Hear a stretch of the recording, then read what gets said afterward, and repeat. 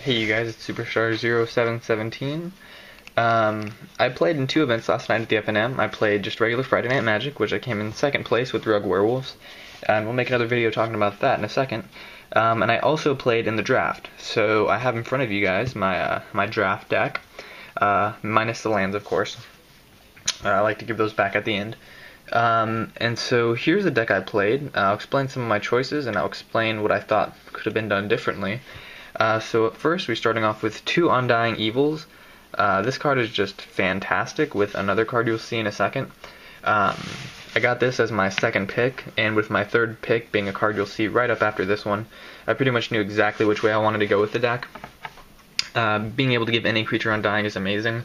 There's a lot of mini spot removal in this draft format, like Geist Flame or things like that, with cards that you really kind of want to keep alive for a little bit longer. Brimstone Volley is another card that comes to mind.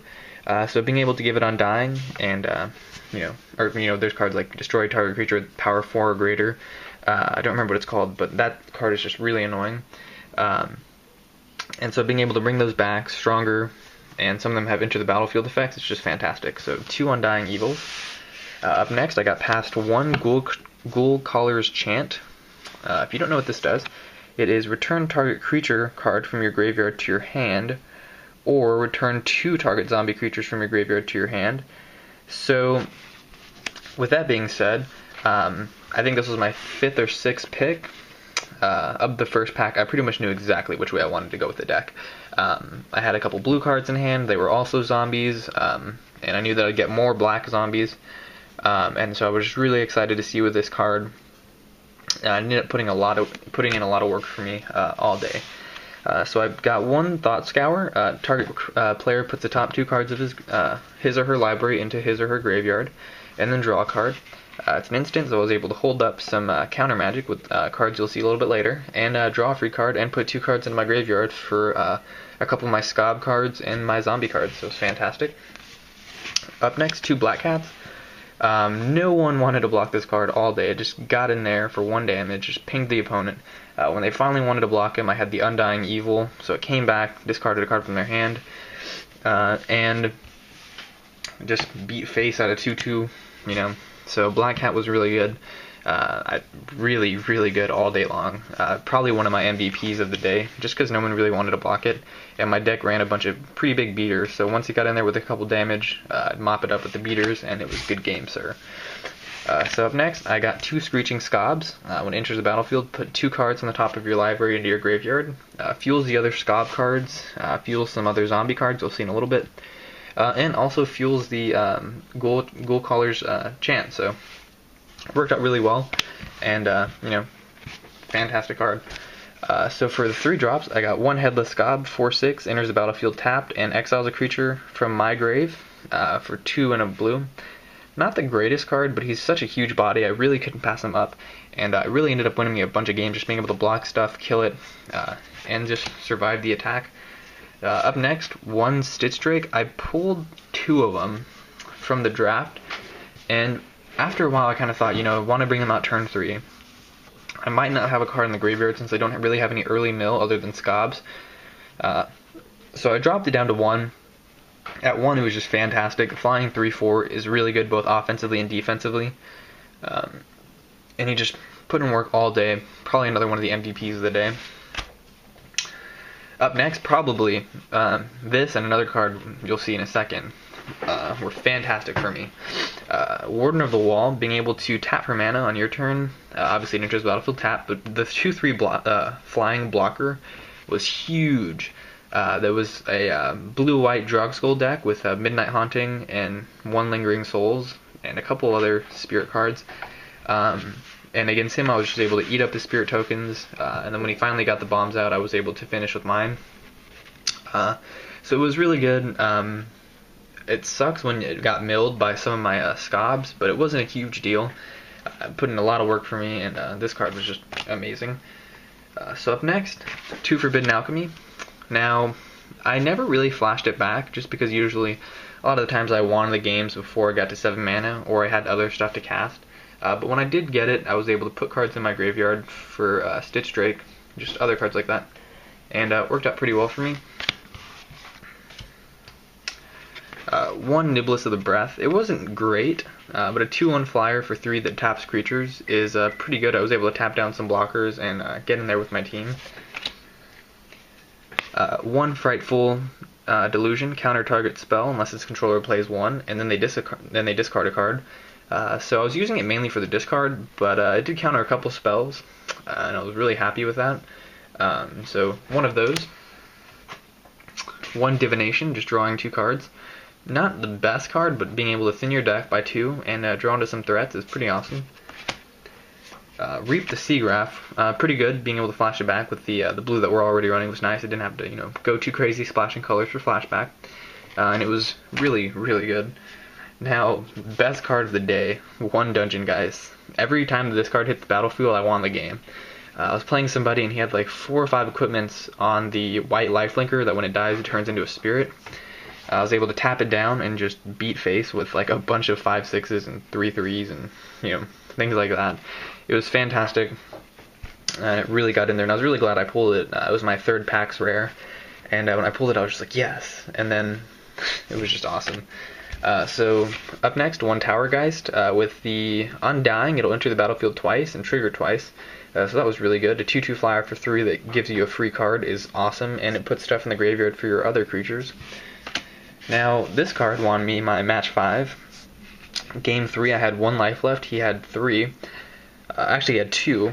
And he hit me with 2 spirit tokens. I only had the Gargoyle on the field, the one that's an artifact on their turn. And I flashed this in, blocked both of his tokens, and the next turn just hit him for 2 with it, and it was awesome because that match was like literally the most crazy match I've ever played in almost any format.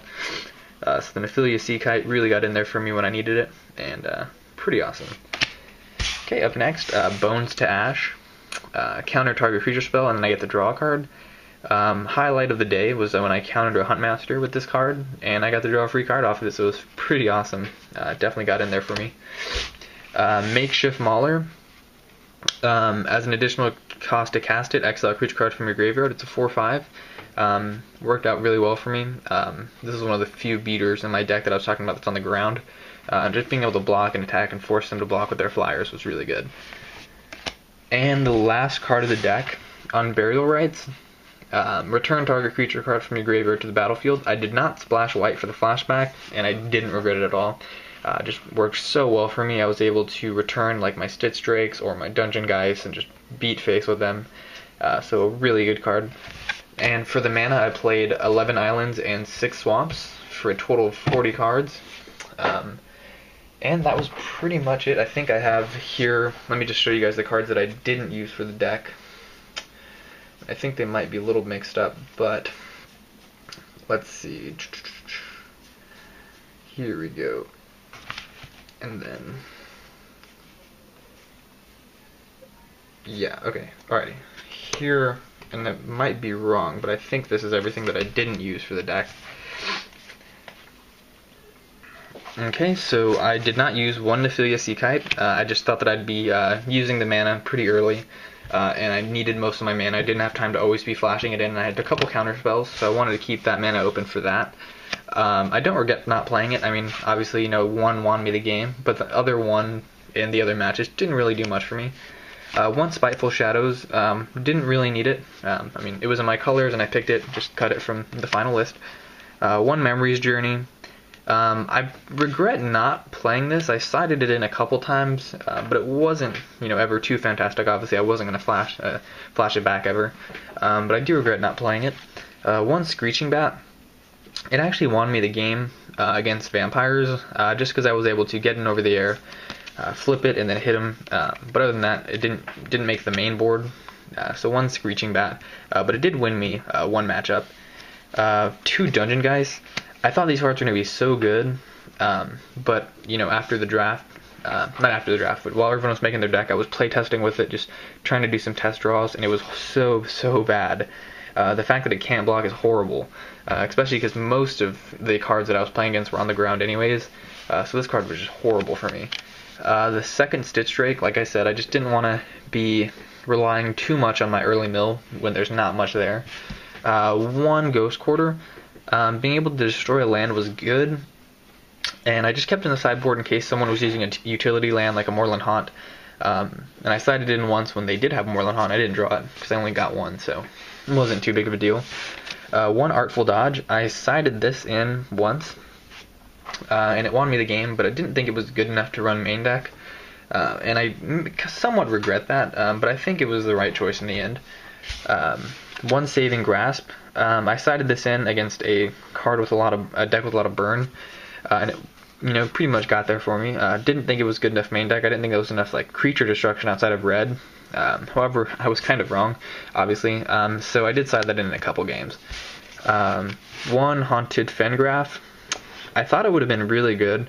But turn 4, you don't want to have to tap to put a creature from your graveyard to your hand randomly, because you could get something really bad.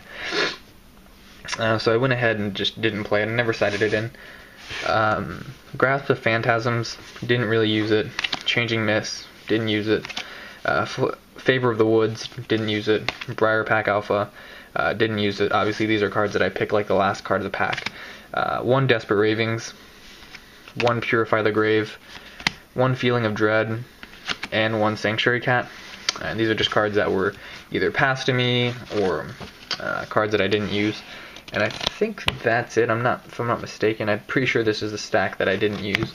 I think maybe 2 of those last cards were maybe just cards from my prize pack, but everything else in this pack was cards that I had, pooled and didn't use. So it went really well. Had a lot of fun playing the draft. I went 0-2 to start, and I considered dropping. But after that, I won 3 straight, and then got me a pack, which I pulled a Champion of the Parish from. So that's pretty much it, guys. Thanks for watching. Rate, comment, subscribe. Peace.